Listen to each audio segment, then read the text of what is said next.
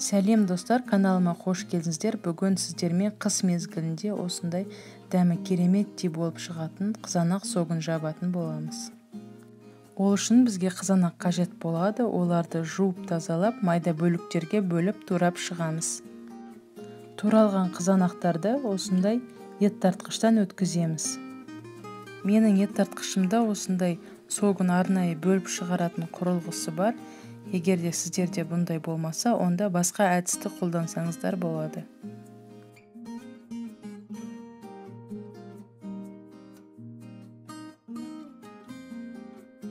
Мінекей согымыз дайын болды. Енді жай отқа қақпағын жауып қоямыз.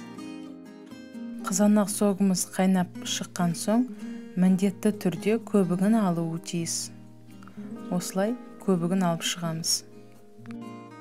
Көбігін алып болған соң 1 литр қызанақ согына 1 шай қасық тұз және жарты шай қасық қант қосамыз. Және 10-15 минут қайнатып, банкаларға құйып шығамыз.